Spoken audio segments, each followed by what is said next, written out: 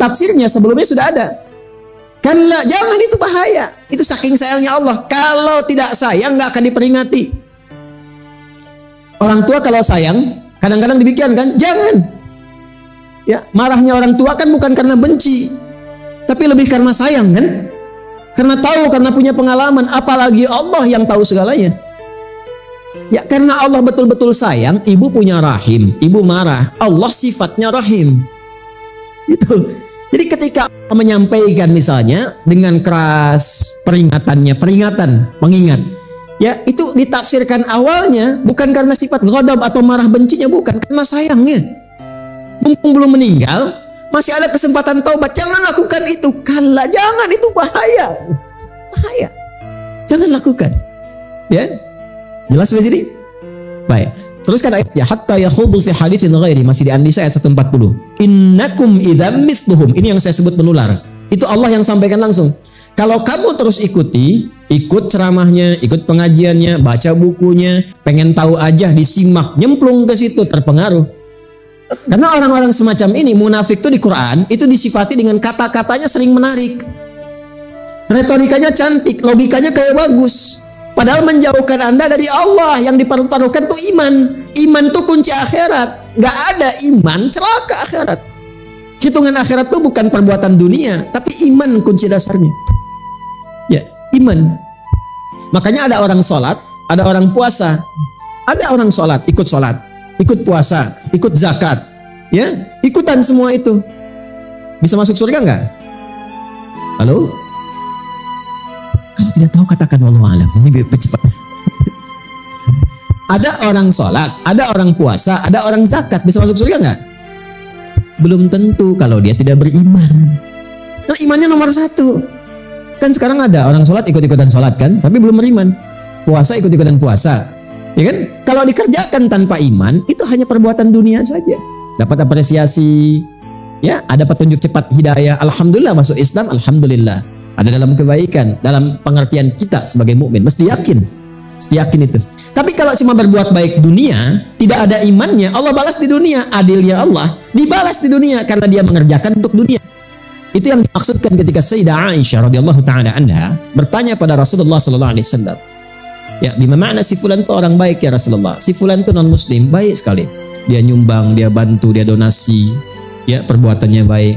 Bagaimana statusnya di akhirat? Masuk surga enggak? Itu yang turun langsung ayat. Surah ke-25 Al-Furqan ayat 23. Wa qadimna ila ma 'amilu min 'amalin faj'alnahu haba'an manthura. Dengan keadilanku, kata Allah, karena dia mengerjakan itu motivasinya dunia bukan akhirat, maka dibalas dengan balasan dunianya. Allah adil. Kan kalau mengerjakan dunia dibalas akhirat tidak adil kan?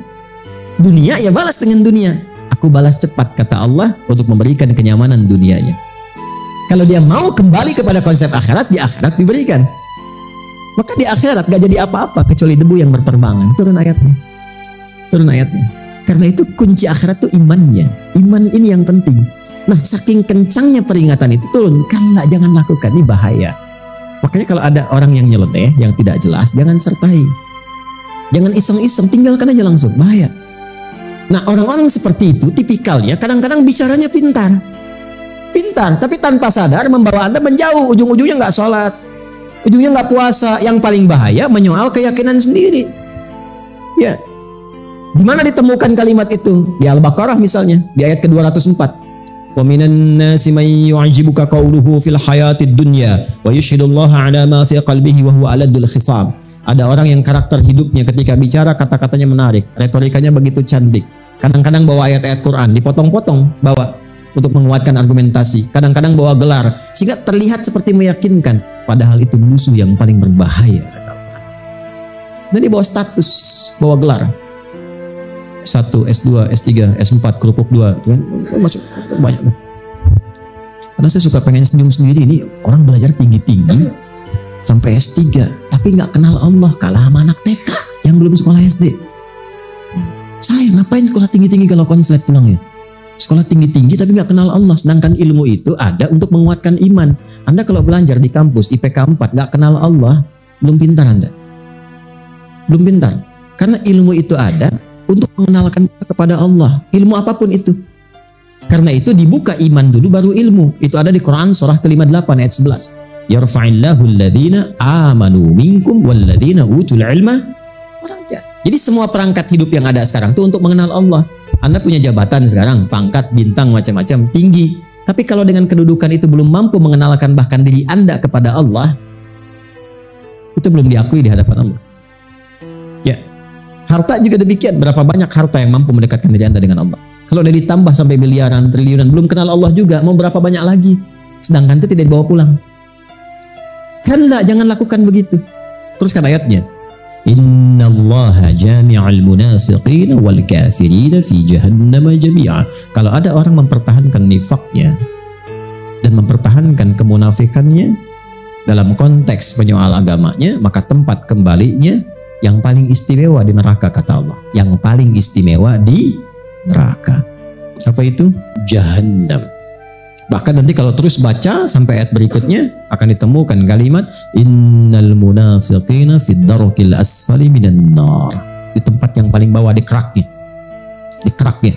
Disatukan dengan orang-orang ingkar. Nah, itu bahaya. Makanya kalau ada yang menyoal Nabi, menyoal ajaran, yang pertama kita lakukan menjauhi itu, yang kedua kita doakan, yang ketiga kita ingatkan dengan cara yang lembut. Jelas? Halo?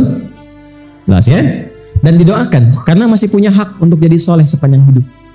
Itu yang mungkin sering saya tekankan, karena boleh jadi bisa menjadi seorang pecinta Islam yang tinggi ketika menemukan kesadaran.